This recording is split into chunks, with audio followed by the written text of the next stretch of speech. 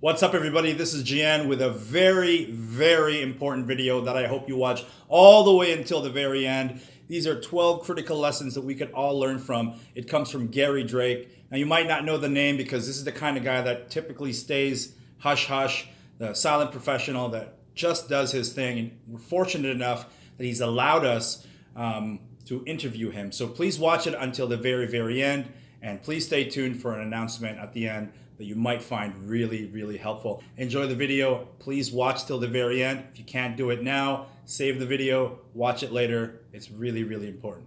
I hope you enjoy, and please leave me a comment below and let me know what you think about Gary Drake.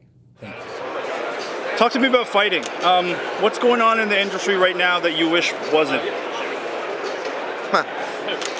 I think the industry's doing fine. I think everybody's rolling into what they're comfortable with. I think one thing I'd like to see more in the industry is people getting out of their comfort zones.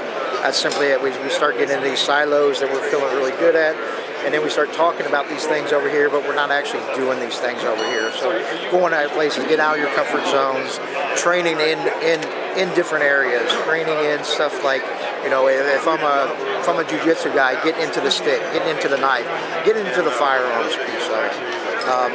I think some of the conditioning and mobility drills, stuff like that, understanding how those affect us in the fighting systems that we have, and how to advance in those fighting systems by using certain conditioning methods, certain mobility drills, and stuff like that. If we go back far enough in your history, maybe you didn't believe these things. What was the moment where your training, your mentality shifted? What happened? I think for me, so I started off actually in wrestling, freestyle, Greco-Roman wrestling, but I had the influence of my grandpa as a boxer also. So I started organized wrestling at about 5 years old. I started organized boxing, about 6 or 7 years old, and lucky or unlucky for me, I had 3 other brothers, so we got to see, man, hey, boxing, you start losing the boxing, you take them down. You start losing the takedown, you start striking. So I think kind of always had that influence and that. Training some traditional martial arts, Kokushin and Hung Gar Kung Fu, so I did like having that traditional sense there, but I understand that with the fighting system, fighting styles, it had to be a blended style. Gary, it's kind of almost trendy to poo-poo on traditional martial arts. What do you have to say to people who are on that boat? If you're not working into some of these traditional martial arts, the traditional martial arts for me center me up, man. They give me drills, they give me movement. Like we talk about mobility, man. Yeah, some of the katas and stuff and moving that way really helps on some of my fluidity in fighting. I may not use those specific tactics, but understanding those movements, understanding what happens in there, the mental aspect of katas and stuff like that. That's really where the traditional stuff really comes in heavy. It's really that mental focus on that and stylizing that towards fighting. Are you military or law enforcement? Like, how do you apply and what is the sense of urgency for you to really extract truth in what works for you? Well, for me, I'm prior Marine Corps. So again, fighting systems in there, learning different fighting systems there. That's when I really started going from my hands, my feet, to now how do I transition that to my pistol. More importantly, in the military, it was more about my rifle. I have 2 hands on my rifle, but can I still punch with that? Can I still use some of those same systems, right? My takedown stuff with that rifle. My rifle goes empty. How to transition from that to fighting style, head fighting style, if I had to. Somebody grabbed my rifle instead of just trying to force it away. How can I use that as punches, just like I would in the street? I went to law enforcement. In law enforcement, the same thing. We started out, this is in the 90s, right? So before UFC or anything was big, we trained. We had a bunch of guys that trained together. My partner might be a boxer, so at that time we did, I might do boxing this week, jiu-jitsu next week, judo the week after. But we all got pretty good at that. And then we had the unfortunate event of one of our partners being killed with his own weapon. When our partner was killed with his own weapon, one of the things that we saw, and one of the things that we understand that we did wrong, was we were teaching a dogmatic approach, and we were teaching it because that's what we were taught to teach. So we said, and we knew some of that stuff wasn't going to work. And when the LI investigation came out, he had done some of the shit that we had taught and we knew was wrong. And that really crushed us. And that's when we really started blending these different styles in. That's when we really started going, instead of talking about, let's go out and pressure test these. Let's take 100 guys out, put them in a scenario. Don't tell them what to do. Let's put them in that scenario and see what they do and start developing fighting styles, start developing systems around that duty belt, right? Not a fighting system that goes, okay, this is good for law enforcement. We want a law enforcement fighting system built around our belt, built around the tools that we had on the belt. So, well, you've in your life and your career, you've lost people, you've lost friends, brothers, and how does that fuel you? How does that fuel your training? And as an instructor, do you carry that? Absolutely, carry that. Carry it every day. Carry it every day. Every time that we hear one of our officers that has been killed or injured, seriously injured. We have one that that had took a punch to the back of the head, and he's not a law enforcement officer anymore. So we really wanted to. When we teach, we want to make sure that what we're teaching is effective. We want to make sure that it's easy. We want to make sure, and easy, what I mean is that I don't have to be too intricate in it. I don't have to go, if his head's forward, I'm going to try to do this technique. I should understand those principles and concepts of what I can do with that movement. So I'm not forcing things, I'm flowing things through. Understanding how to use my weapon, all the weapons on my toolbox effectively, efficiently, and at different ranges, right? The big thing with having a student that you're lost, man, you always go back and you go, where did I fail this student?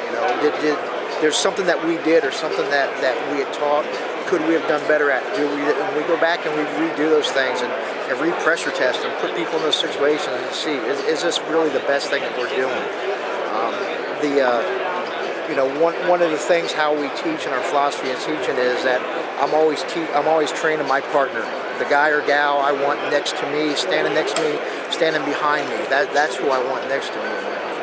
That's our philosophy on teaching law enforcement and brothers and sisters out there. Now, for people just starting out their martial arts journey, their fighting journey, they're inundated in the social media space with people vying for their attention. Mm-hmm. Train with me, look how many Instagram followers I have. No, train with me, look how many Facebook followers I have. Correct. What advice do you have for the new fighter who perhaps all they see is a social presence and this perhaps a facade? Maybe there's authenticity, but what they see is through a screen.